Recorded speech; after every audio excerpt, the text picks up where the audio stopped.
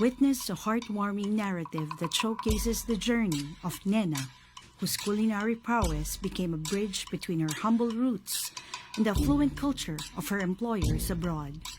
In the city of Batak, known for its delicious empanadas, Aling Huling, a skilled vendor, sells her savory treats.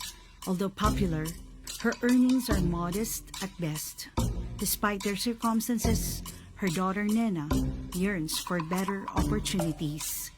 Determined to improve her family's living situation, Nena lives for a wealthy Chinese household abroad, where her culinary talents quickly made her a valued cook. As the Chinese New Year approaches, Nena faces a challenge. Her initial attempts fail to impress Mrs. Chu Cheng, the family's matriarch. In a moment of inspiration, Nena remembers the beloved empanada of her hometown. She then contacts her mother asking for the authentic ingredients that make Batak's empanada unique. In the Philippines, Aling Huling gathers the freshest local ingredients, sending them to her daughter with the community's support. The dish is a hit at the New Year feast, winning over Mrs. Chu Cheng's heart with its rich flavor and perfect blend of ingredients.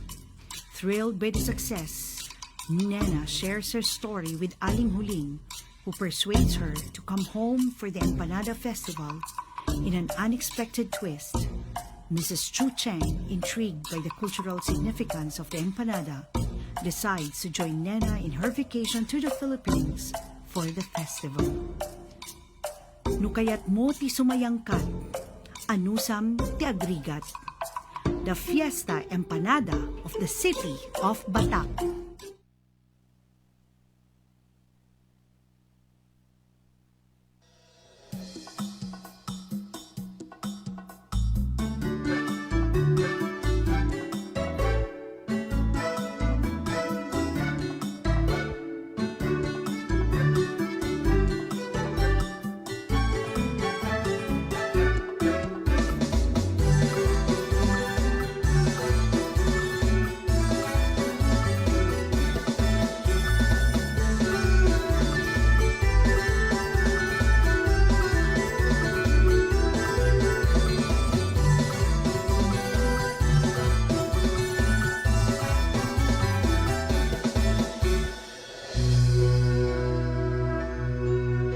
Ay, nanang, inakmanipadas tigasat ko dyan Hong Kong. Ala, palubusan ka nga't anak ko no isot pagragsakam.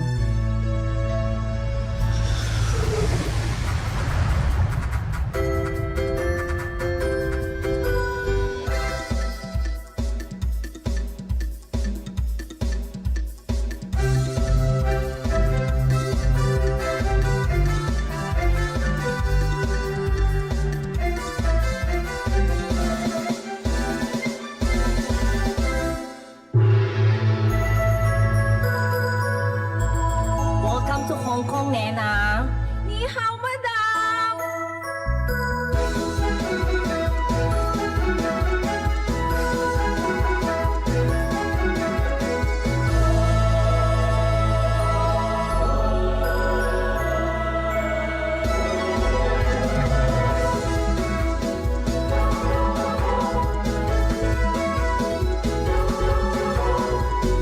Nena, Yes, madam!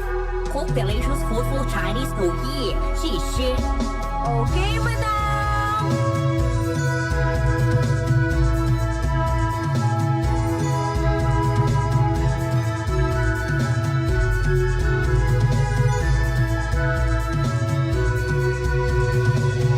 No, I don't like. 不好吃. Okay, madam! I'll cook again! Hala, Auntie Brising, kasaritak man ni nanang. maray huli nga tawag mo Hong Kong. Nanang, to itanak man ti Ricardo para empanada tagluto ak ditoy. Ala nga rod, anak ko.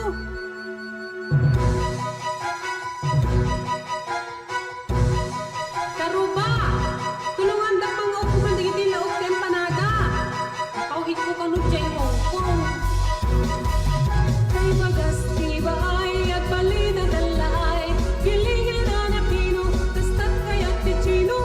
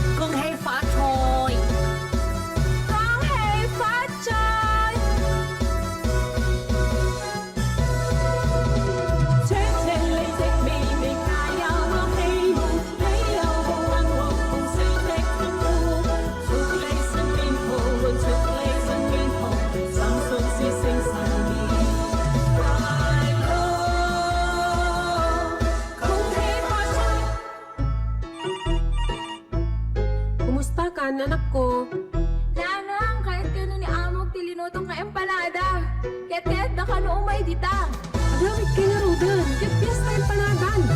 Fiesta empanada, fiesta empanada. Sarap na itiparisa, di na makalat ko tunga at may maisa.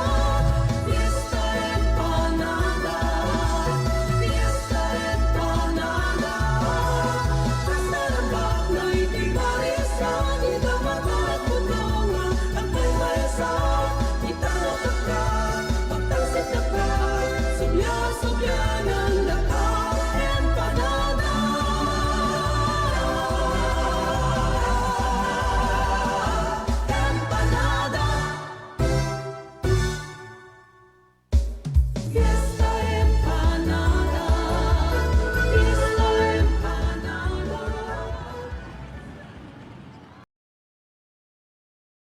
Tapestry of Time, Magdalena Gamayo's century-old journey, is a performance that highlights the evolution of her craft that embodies the great Ilocano spirit.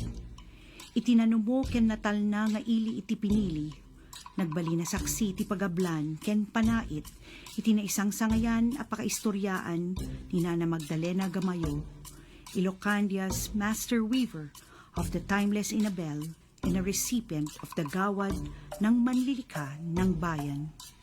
At the age of 14, found her calling with the gentle touch of a simple contraption, the pagablan, na anos amapan tumultulong nga aganup, iti kapas ken makibinadang, iti napinget a proseso iti panagbatbat, panagkalinyas, ken panagganay. Her skilled hands intertwined colorful threads into beautiful patterns and intricate designs, narrating a chapter of the rich tapestry of Ilocano heritage. Magdalena has faced many challenges but found strength and inspiration in her craft. Her greatest challenge was the declining interest in her craft, but she worked tirelessly to revive the weaving industry. Her efforts paid off. Let us all rejoice in pride as we celebrate the life of Ilocandia's perfect personification of its vibrant cultural heritage, its traditional weaving practices, and its enduring collective values. Awan ti agbannog, adi magunggunaan, daytoy ti pakasaritaan, ti biyag ni Nana Magdalena Gamayo. The Inabel Festival of Pinili.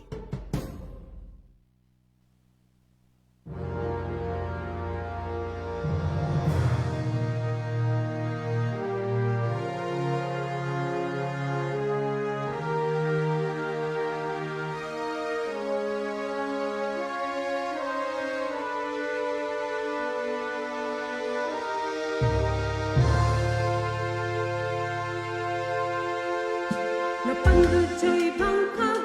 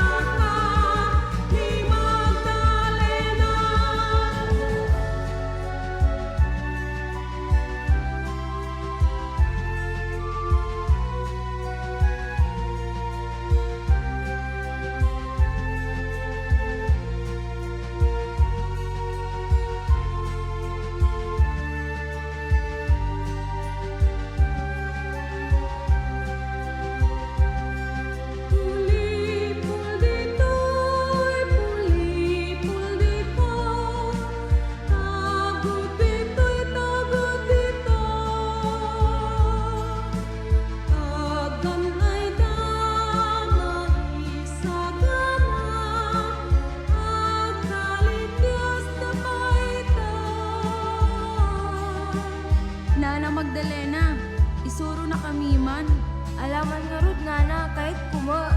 Alang nga Ruden. Irwari yung dagiti masapol tayo. Alam nga rin yung tagirwarin. Kailangan din pagkalinyas.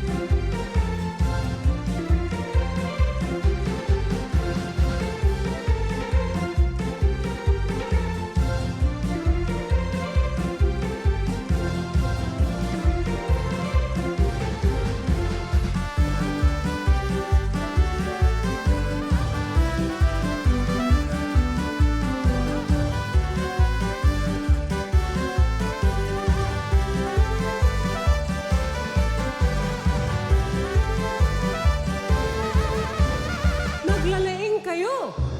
Ro, yan nga rod tiyaga balan.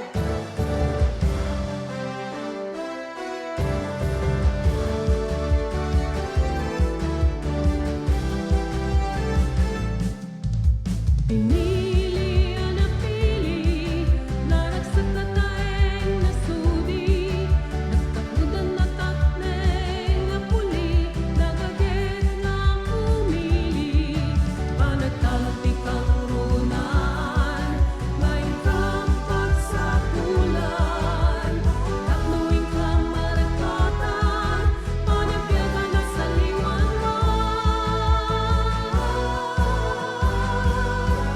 Pinili agraksaka, pagdating kadayaw na pakido, mapagdalaga o magdalena, kanyang buhawan pumada.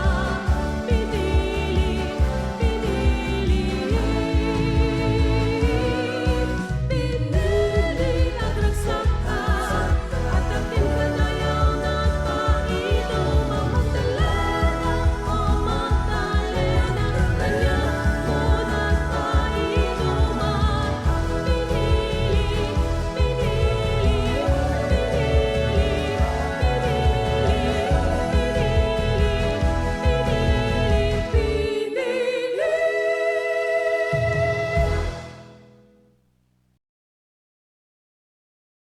Saan mo nga tagibasiten ti unyet ti nakaparaswaan. Kanayon nga prisyaren ken taripatwen dagiti maipapaay ti aglawlaw. The Imalawa people have lived in Vintar for ages. They consider the earth, wind, and sky as families, not just providers. But the Imalawa's harmony with nature has been disrupted by their greed. They burn the forest with their kaingin activities, making alawagan their deity. The guardians of the forest punished them with plagues and diseases. The village then became a shadow of its former self. Many of their people are in despair and young children are sick. The Mangagas could no longer cure the diseases just by chanting his ancient words. In desperation, he looked up to the sky and hoped for a miracle. Alawagan answered with a siwawer, circling above and signaling chieftain Bulan to follow it, leading him to a beehive. Bulan tries to collect the uyukan, but a swarm of bees attacked him. After using a pagpasok, Bulan carefully scoops a honeycomb filled with golden liquid-like droplets of sunshine.